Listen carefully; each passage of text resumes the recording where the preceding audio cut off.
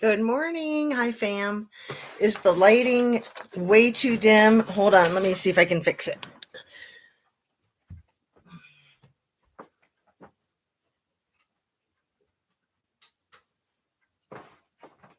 Alexa, light on. If that's too much light, then I'll have Alexa turn some off. All right. So, good morning. Thank you for joining me here on Justice A to Z. As you know, if you're familiar with my channel, I am still trying to work on setting up a good studio, and my hair, my makeup, my lights, all that. I need to hire a crew. So if you know anybody, um, I have wanted to start a channel for years, and I thought that I would never start a channel. The Kylie Rodney case came around, and I got more interested in starting a channel simply because I didn't feel like the coverage that I wanted was out there. And so, I sort of thought, well, if you want something done right, you got to do it yourself. I'm kind of old school. You'll hear me say a lot of old cliches that I learned from my grandma. um, and I wasn't doing it. So I'm a person. I'm a creature of habit and routine and comfort. So if I do something, I like to do it routinely. And if it's not something I'm familiar with, I just don't like to do it. So the things that I try to do routinely are real basic. I try to eat healthy. I try to drink a lot of water. I try to get my rest. That's so important to me. And I try to exercise every day, at least an hour, if not more. So, I'm not trying to preach to you guys when I'm telling you to remember these things. Like I said, I think in my tape yesterday, I'm saying it to you because I know as much as I do these things routinely, I literally forget sometimes, right? You just get busy. So, another thing I love to do is play with jewelry. I've been making jewelry my whole life since I was a teenager. I used to do it professionally. I had a business with my mother until I went to graduate school in San Francisco, and then learned the skills to become an art therapist and a psychotherapist. So I love sharing those. Sometimes I call it psychobabble. I love sharing ideas with people that come from my training in mental health, because I know there's a lot of curiosity about that, right? Especially these days, it's one of those buzzwords. And let me just segue right into the Kylie Rodney case, okay? um, it's so hard to keep the focus. The focus for me is Kylie Rodney. It's justice for Kylie. That is my sole focus. I'm hyper focused on this case for a few reasons. One is because it was what I started my channel for. Two, I feel like she needs people that are focused on her best interest. Um, I think she needs an army of us across the world. So if you want to be in that army, please, please join me. And I don't feel like I'm like the general or the colonel of the army. I just want to be one of the soldiers, really. Um, fighting for peace is a weird concept, but you do have to fight for peace, right? That's just unfortunately part of the world we live in. It sounds counterintuitive. A lot of realities, in my opinion, sound counterintuitive. So to get on the mental health educational tidbit for this morning, and everything I say is sheerly my opinion. It is for the sake of conversation, to open up a discussion, and hopefully educational and entertainment value as well. I wanted to speak about bipolar. A lot of people have been diagnosed with bipolar. It's kind of the it was in the 90s. Bipolar was one of like the most popular diagnoses. And there's a couple types of bipolar. There's actually more than that, but just to simplify, you have bipolar 1, you have bipolar 2. Bipolar 1 is like what you think of usually, probably if you think of Jimi Hendrix, right? He was on top of the world, and then he would crash. Bipolar 2 is more subtle. So you have hypomania that you might not even realize somebody's manic, and then you still have the depression, and the depression is really, really severe. It's often suicidal, right? So the reason I'm bringing it up is because a couple of people, not a lot, a couple of people have brought up the potential of Kylie Rodney being suicidal. You see the look on my face. I'm like, no, I did assessments for danger to self and others. For years, I specialized in people that were actively suicidal, people that had attempted suicide and failed and were pissed as shit. So they were hospitalized and, needed to be kept safe. Kylie had zero signs of depression or suicidal ideation. Zilch. That is sheer fabrication. And it's going off of what other people have said. Like people like Jagger, no, you're not going to prove any case to me with a quote from Jagger or two quotes from Jagger. Okay. Um, that kid is off his rocker. I mean, I think it's pretty clear to most of us that most of the people involved in Kylie's sad, sad story, that drugs play a huge part of it, right? Whether it's marijuana, alcohol, other drugs. But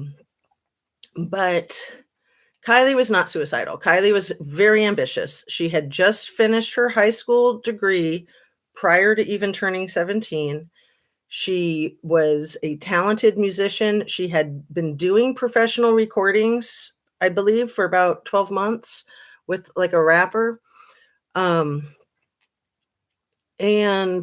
she just got a new car. She just got her driver's license. She just got her freedom. Like she was able to socialize a lot more because remember, prior to that, she lived way, way, way, way, way out, far away from everybody and was extremely isolated. Extremely isolated. It wasn't until yesterday that I really put the two and two together of her living in the lodge with her mother and stepdad when her little brother was born, maybe a year or two later. And then, babies take a lot of attention. I'm sure she was thrilled to be a big sister, most likely, and she probably helped a lot. But it takes attention away from the older siblings, and that's almost always super duper hard, right? So as far as Kylie having any tendency towards taking her own life, that's not even on the table. I think that's absurd. I think that's ludicrous. I think that's something that guilty parties want the public to consider, and I don't think it's worth a second of her time. So I'm going to move right on. Back to the issue of bipolar. All right. The community of Truckee, I think a lot of us that don't live there are looking at this community going, oh my God, like, what are you guys doing? Like, what is this Truckee way? And why would you stay there? Why would you want to live in a place that's run like that? It sounds so shady. And in my opinion, it is. So my theory about this community being that it's way up in the Sierras. You get your first snow at the end of October, probably. It snows all the way through April. I skied there once on a Easter Sunday, and it was beautiful. There was fresh snow. There was so much sunlight. It was just unbelievable. It was 72 degrees on the snow. And that is the type of weather that people there live for. They literally ski in their bikinis to get tan, ski or snowboard. I mean, I'm old school. I'm not a snowboarder.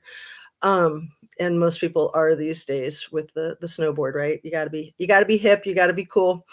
So, the bipolar concept can apply to a community. So here we have a community, and I'm applying it that has at least half of their year that is snowbound, cabin fever, and they want the snow. That's where they make their money. However, when the weather's nice, they can run around and play, and then they don't have to work as much either because there's just not the tourism and stuff. Brenda says, "That's for sure. Ha ha ha. Preach. We need to be reminded too. You are loved." I like that name. I agree. Zero chance of what do we call it these days online? Uh, unaliving self. Zero chance. She had a new boyfriend too. She had everything to live for, and she was excited about it. Um, and back to the community of Northern California in the tip top of the Sierra Mountains having a tendency towards a bipolar type of mentality. I learned that concept not in school, but through a friend who is native to Alaska.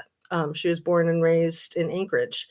And if you know Alaska, you know, you got Barrows where the sun goes down in mid November and it stays down for over 60 days straight. It's just black sky. And then when it comes up, it's just barely over the horizon.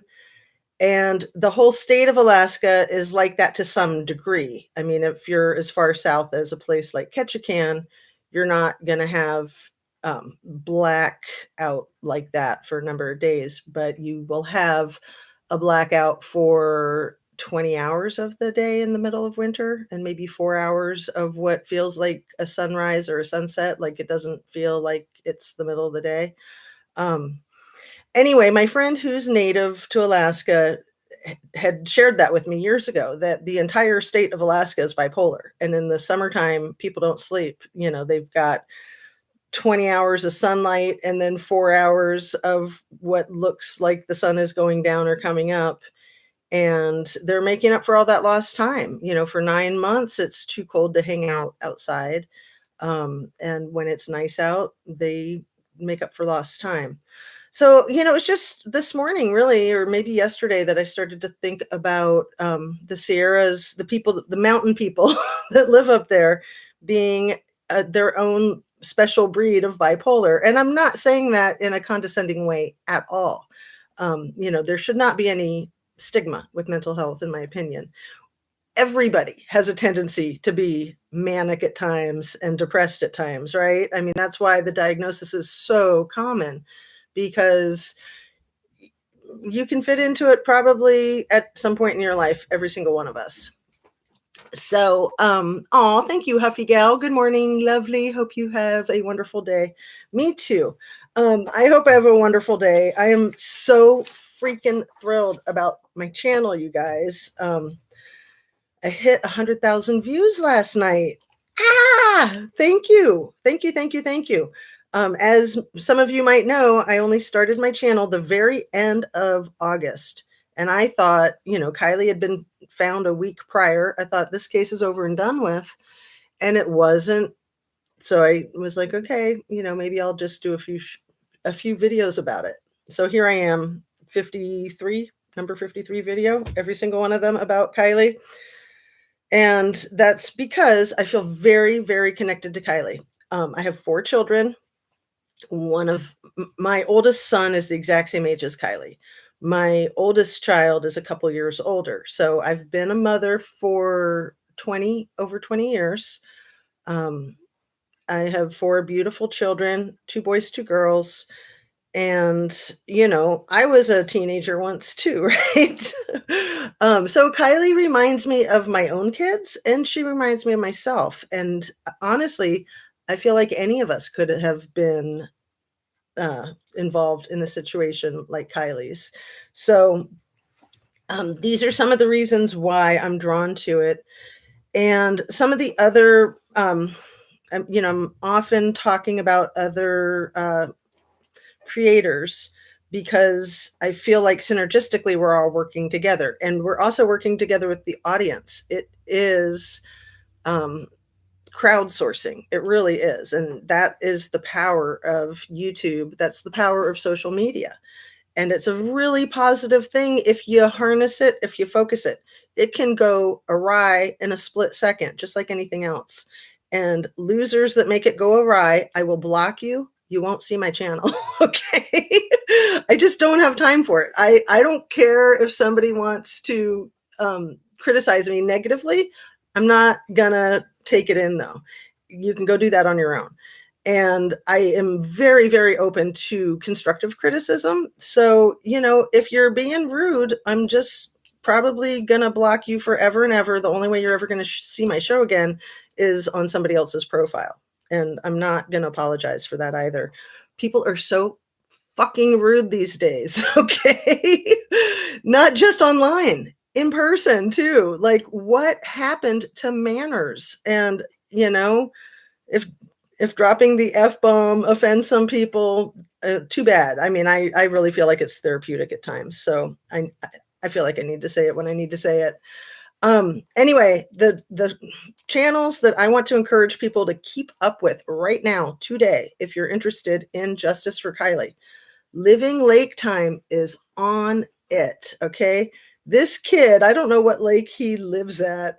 What is his name? Casey? Um, he's just killing it. He is so on top of the data. He's so on top of it. Speaks Van Holding. Some people have been very critical of him. I think the man is very brave and forthright and says what needs to be said. Crime Stories Obsessed UK. Oh my God. She put one out yesterday. It's just about 10 minutes long.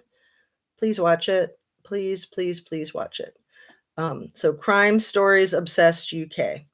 And then an All American Cartel LLC, not to be confused with the other All American Creep Show. Excuse me. Okay. So I'm going to just throw a couple of names out there of people who I think are huge, big fat liars. And so be it. In my opinion, if you want to not get confused, don't listen to a single thing Chronicles of Olivia has to say. She's the girl who pretended to find the water bottle of Gabby Petito and Brian Laundrie in the field right after that whole thing. I thought she was going to be arrested for planting evidence. TikTok banned her completely. She had like 100,000 followers or something. She was very popular. She got shut down. They wanted nothing to do with somebody who was going to interfere with a homicide investigation. So she's come back in this case with Bullhorn Betty. They met down there stalking the laundries. And I'm not knocking anybody for stalking the laundries. Like, good for them that they did that, but they need to like get it together and be honest people. A lot of these channels put out information to get the paycheck, to get the clicks. And I hope that never happens to me. Okay. I hope that never happens to me. I think we can all get fooled into something stupid like that. But money is not the end all. And honesty is. Integrity is. Without it, you got nothing. So stay away from those two. Stay away from Check It. Stay away from Morbid Reality. Stay away from Verna. If you know of Verna, you'll hear about her in some of the most recent, I think it's the All American Cartel who mentions her yesterday. She was the woman who was just kind of a bumbling, no name, who was out there at Prosser Creek Reservoir videotaping for people like Zav Girl. And people were questioning her integrity right away. And Zav Girl was defending her, saying, she's just this nice person. She's helping us out. Why are you being so mean? And I kind of looked at her sideways, but I thought, whatever. It turns out that she is in cahoots with Check It TV. So Check It TV is in cahoots with Morbid Dude, SF Investigates. And I don't want to, be bashing other people, because I don't want to be bashed either, and to each their own. But these people are trying to manipulate, and they think that they can manipulate YouTube and shut people down and threaten people. Like what happened to Squirrel Girl? What happened to Candy Cotton Investigates 2.0? A lot of these channels have had technical difficulties, have been shut down, have had threats. So I've got a few words to describe what has happened to Kylie Rodney and what we are all witnessing. And they're the three S's, which is kind of funny since somebody's got the initials of two S's. Sinister, savagery, and severe. It's a matter of how sinister, it's a matter of how savage, and it's a matter of how severe. These are not good things, people. Sinister, savagery, and severe are not words that you want to have in your reality, in my opinion. So, I want to talk again about Jagger's angry tweet towards AWP that was, I think, the day before yesterday. And Crime Stories Obsessed UK, that's what her 10-minute video yesterday is mostly about. Um, why in the hell does he care that AWP is helping other families? Like, oh my God. He's a clout chaser. Absolute clout chaser. Um, and it's just attention seeking. I mean, a lot of these people, the whole internet thing is attention seeking. I admit it. I'm seeking attention. But I'm doing it for the right reasons. I hope I'm literally doing it for Kylie. I don't care if I get paid. I hope I do. That'd be nice, but I'm not doing it for the money. I've shelled out over $1,000 already to be doing this, and I'm happy to shell it out. Okay. I just bought a new laptop, and other things, lights. Anyway, I don't like to get caught up in my problems. We're here for Kylie and Kylie's problems. And, I feel like in the afterlife, she has huge problems with injustice and finding peace. I personally don't think an individual can rest in peace when they've been murdered and the case isn't solved and there's no justice. So, Kate's response to Jagger's angry tweet at AWP was awesome. I wrote down the exact words. Where is it?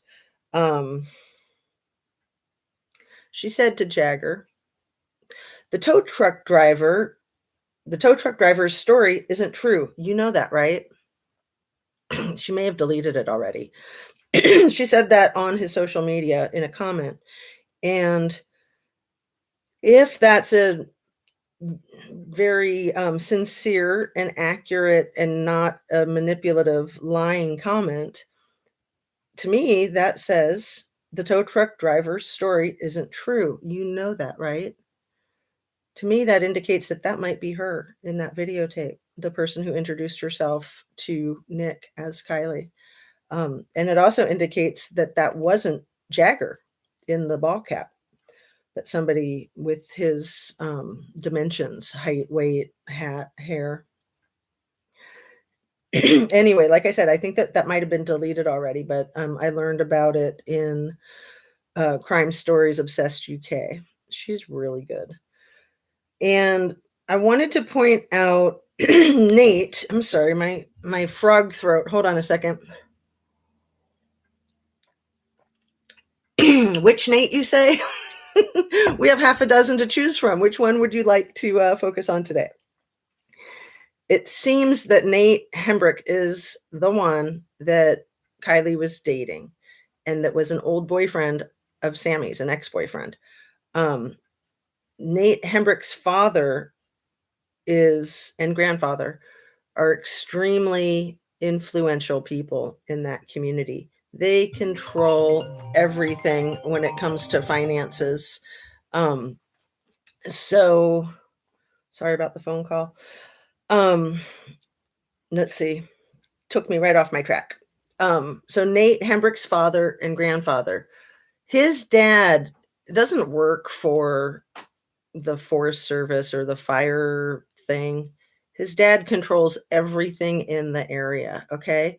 So that fire camera on top of Alder Hill that just happened to be getting replaced in maybe the first week of September is very, very suspicious to me. How often do you think these systems get replaced? And how often do you think these systems get bought and sold? Because it sounds like the ownership of it changed too from the time that Kylie died, or from the time that Kylie went missing until um, Megan came out last week.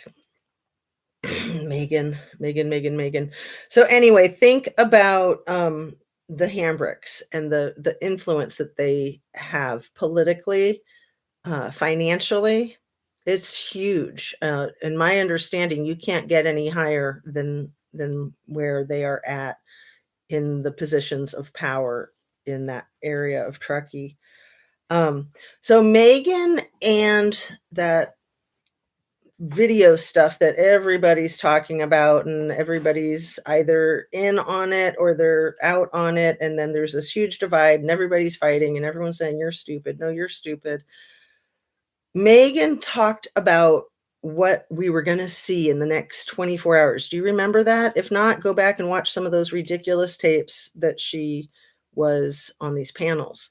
So she did the panels the way SF Investigates did the panels, just, on a blitz, like 4 panels in a day into the wee hours of the night for seems like it was a couple of days that she did that. And she kept saying, "Oh, tomorrow, you guys are all going to find out what I'm talking about and you'll see that I'm right. And I can't tell you what it is, but it's going to be released." And then lo and behold, the video. Okay.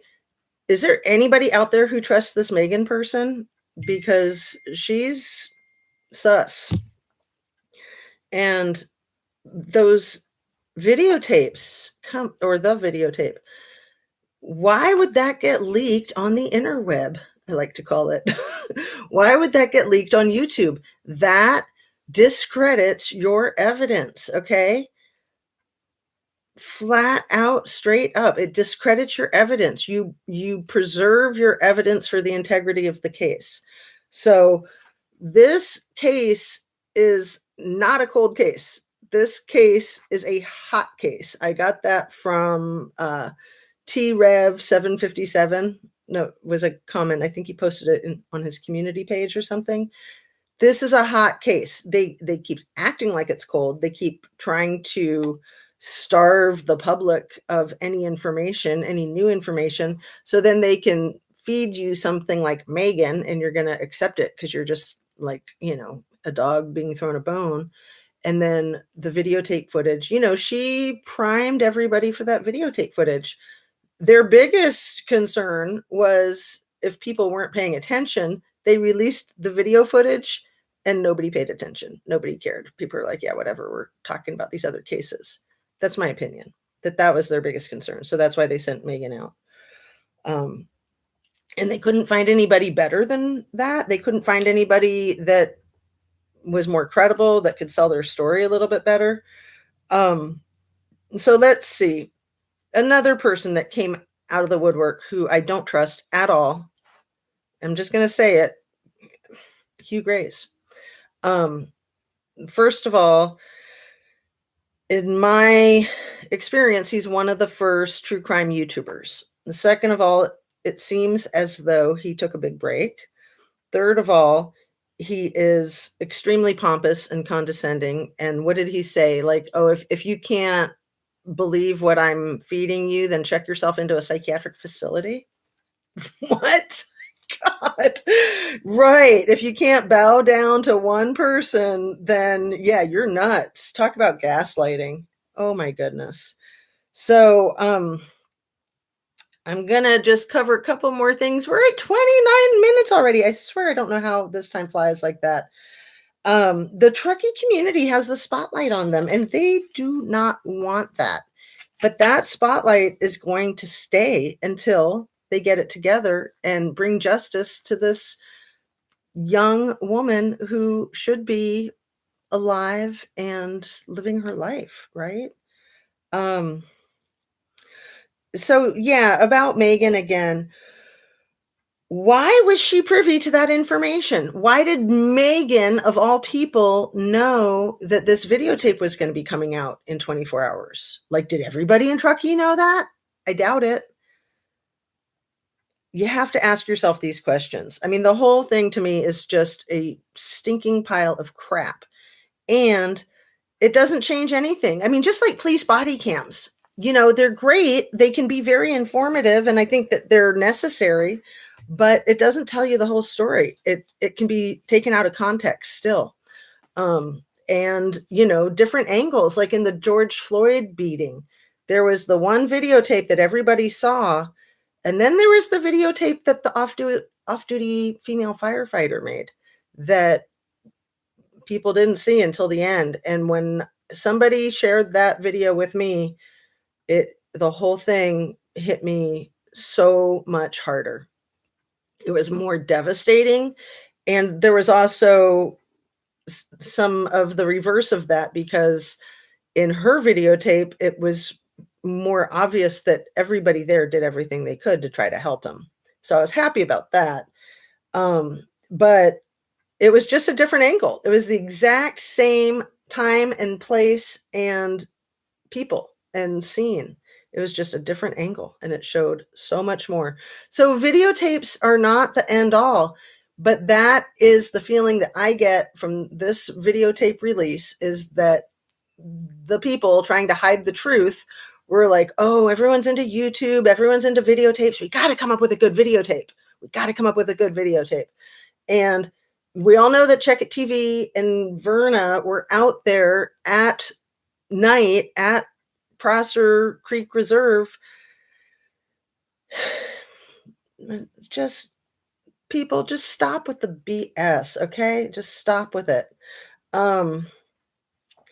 So remember everything that was on the floor of the lake, which was actually the roof of the vehicle when the vehicle was upside down. The raw footage that Nick, the scuba diver from AWP, took when when they first found the vehicle. That raw footage shows like the Truly can and the laptop and a phone charger. It shows all these things perfectly lined up with 90-degree angles, parallel, and right angles, perpendicular, perfectly. Like nothing was at a diagonal. It was really crazy. And then if you look closely on the rim of the window, there's an area where it's like all shiny, like it got wiped off, half of it, and then the other half of it is covered with algae. So obviously that car had been there for at least a few days, because there was some algae on it that got rubbed off somehow before Nick was down there.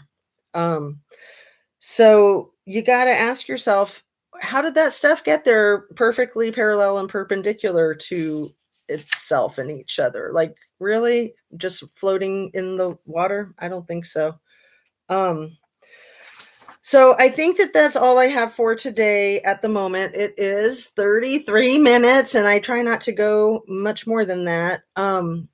I will probably put another tape out today, because to me, there's just too much going on with this case, even when other people are, basically going other directions with other cases.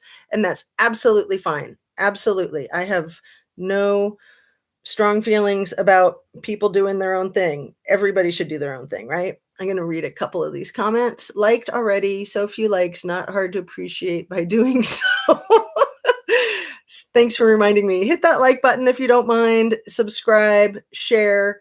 Again, 100,000 views in my first 40 days.